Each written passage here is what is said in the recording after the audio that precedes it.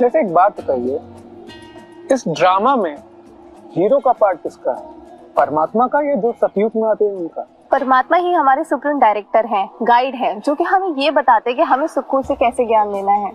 और इसमें भी सबसे अच्छा रोल हमारे देवी देवताओं का है, और उनमें से भी सबसे प्यारा और अच्छा रोल है श्री कृष्ण जी का, जो कि आगे जाकर बड़े होकर विश्व के महाराजन बनते हैं। उन्हें हम नारायण के नाम से भी जानते हैं।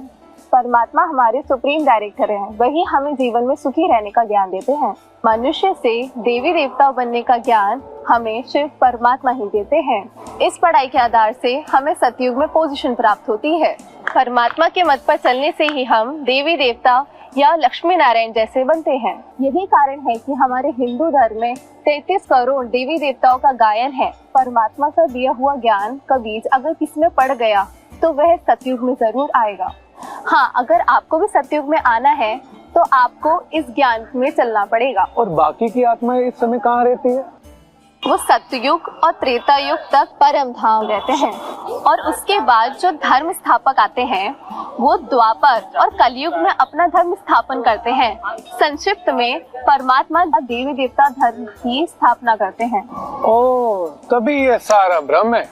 हम तो देवी देवता को ही भगवान समझते थे, तो इसका मतलब देवी देवता अलग है और भगवान अलग है। सही पहचाना आपने। देवी गुणों को धारण करने वाली आत्मा ही देवता कहलाती है, और जो सुप्रीम सोल है वो तो है शिव बाबा। पर मुझे एक बात समझ नहीं आ रही, शास्त्रों के अनुसार तो कलयुग चल रहा है, तो अगर कलयुग चल रहा है तो इसके बाद सतयुग कब आएगा फिर? वर्ल्ड ड्रामा को समझना बहुत जरूरी है। उस वर्ल्ड ड्रामा में 5 युग होते हैं।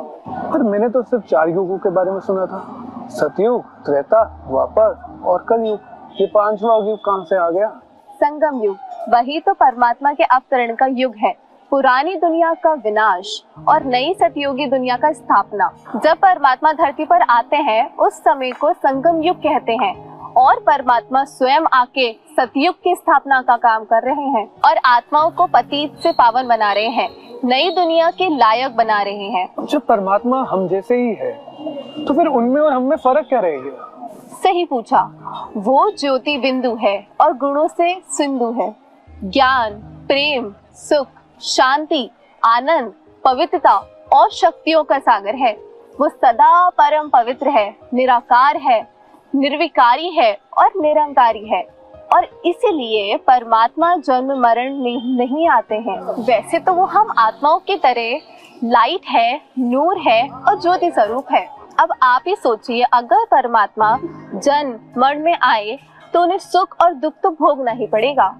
तभी तो वे सृष्टि चक्र से परे हैं और यहाँ आकर सृष्टि चक्र का ज्ञान देते हैं। तो इसमें परमात्मा का रोल क्या है? इस दुनिया को पतित से पावन बनाना और सुख का रास्ता दिखाना।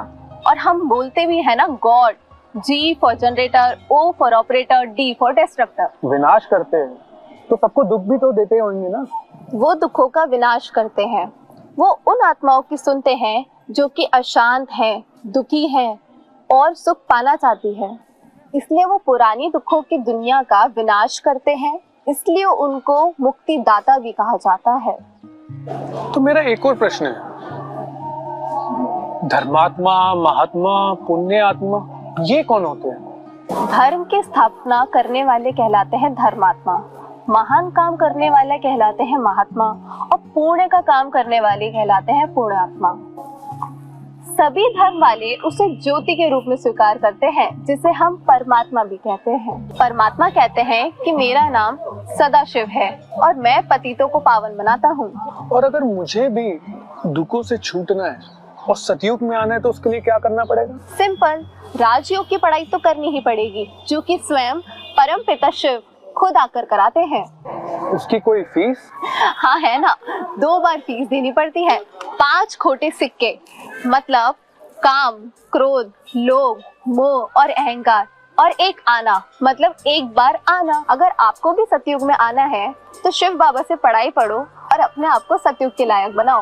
बाकी तो ये ईश्वरीय परिवार है, जो करता है 100 गुना पा कर जाता है। अच्छा, यही